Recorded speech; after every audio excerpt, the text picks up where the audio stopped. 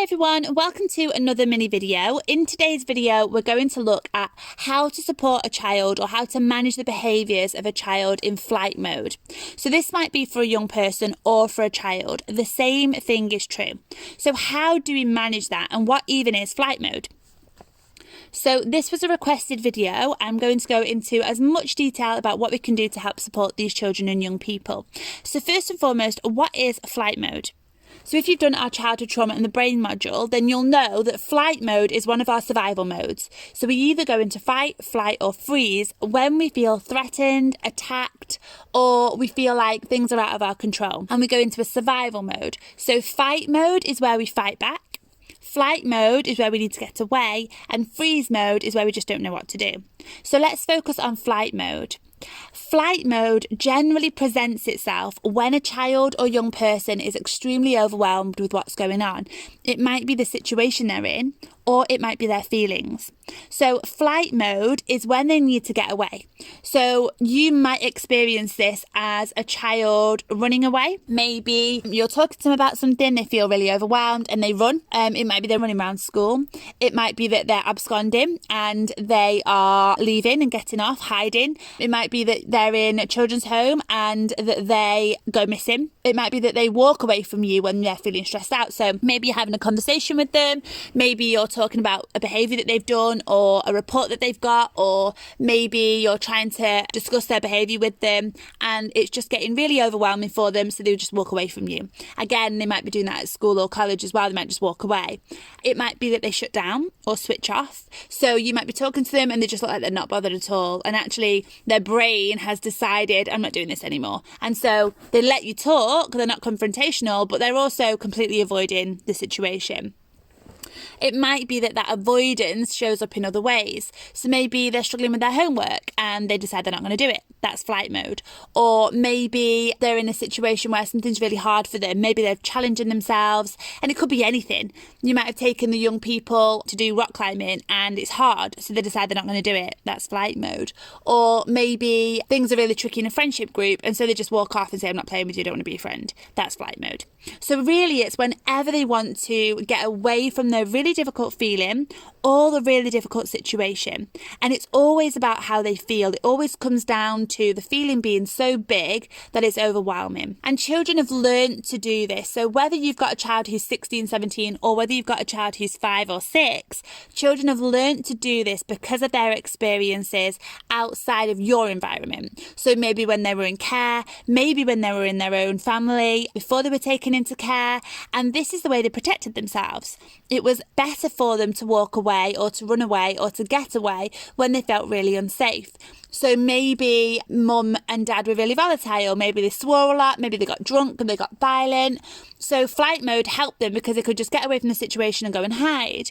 Maybe they learned that every time that they got attacked verbally by a parent, the best way was to completely shut down and just not listen. And in their mind, they're in flight mode.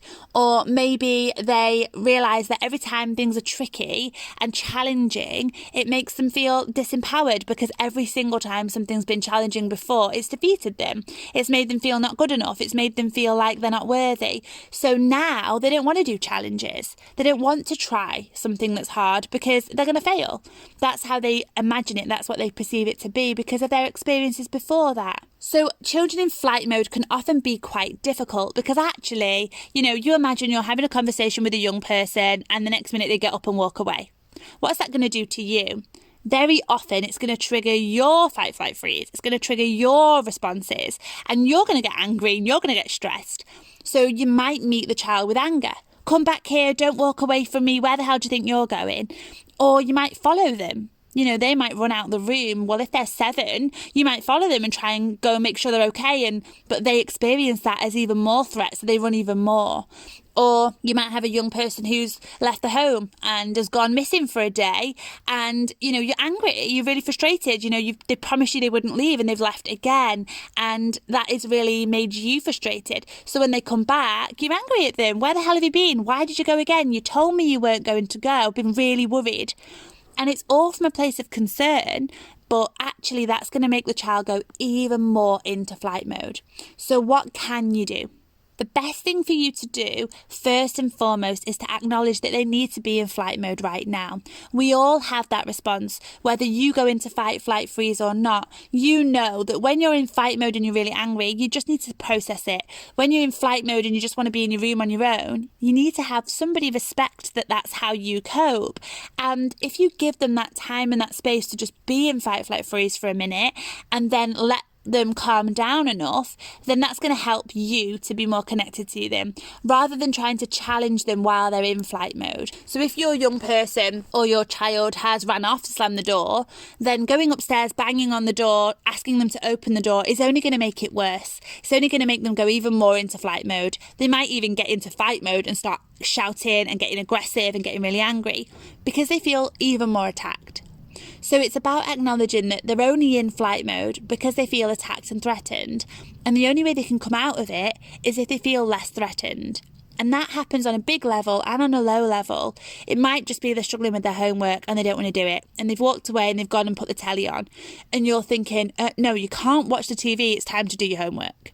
So the best thing to do first and foremost is to acknowledge they need that time.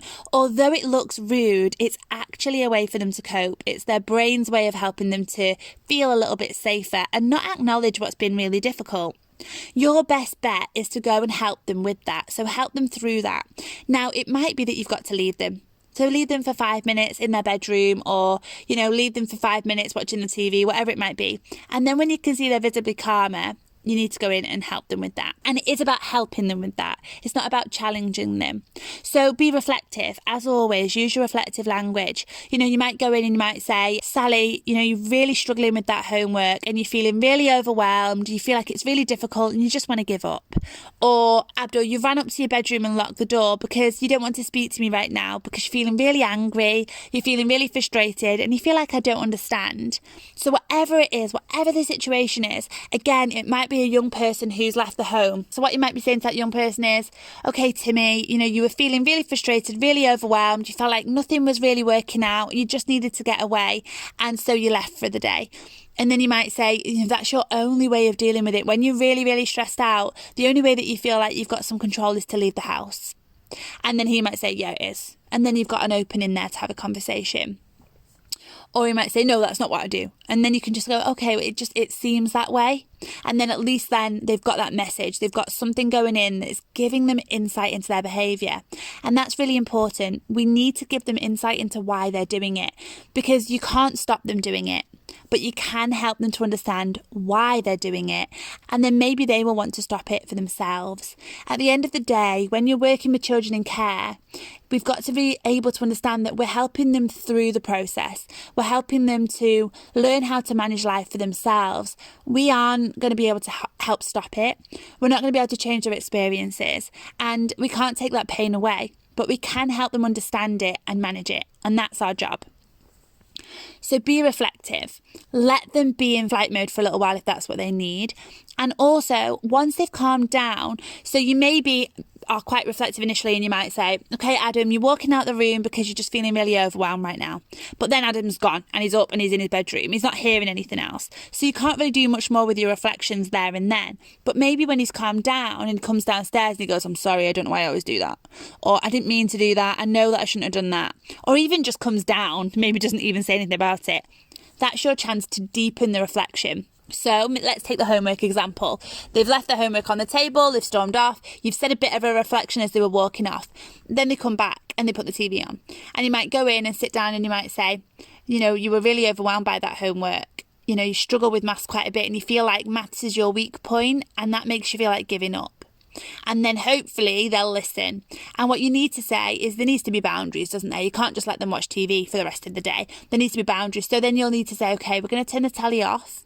And we're going to go and try again and just constantly be reflective. So you might say next time try, give them a statement of something they can do better next time. Very often we focus so much on what they've not done right and we ask them to do better, but we don't tell them how. So again, this young person, you might say, do you know what? Next time maths is really overwhelming, let's take 5 deep breaths and try and work it out together. I'm rubbish at maths too. Let's see if we can figure it out as a team. So there's some sort of connection. So Takeaways from this video: remember that flight mode is a survival mode, and it's the way that they can take some control over something that feels really overwhelming. There are lots of different ways that flight mode can present itself, and I suppose it's your job to figure out which one it is. Try really hard to figure out what the feeling is, always. So is the feeling that's triggered flight mode anger? Is the feeling that's triggered flight mode the feeling that they feel like they're not good enough? You know, whatever it might be. And then use that feeling to reflect it back to the child so that they've got insight. The more insight they've got, the more chance they've got at changing their own behaviours and being aware of them. Hopefully next time that young person runs off and goes absconding and disappears, they've got your voice in their head going, okay, you feel really overwhelmed and you feel attacked. And every time you feel attacked, that's why you leave the home. Or I'm in my room, I've come upstairs, I've got quite frustrated, and it's because I feel not good enough whenever I do maths. And it's teaching them. So give those things a try. As ever, if there's anything really specific that you're dealing with that maybe I've not covered, please leave some comments in the comment box and I'll reply back with some specific examples for your young people. All right, guys, I hope that's helped. Bye for now.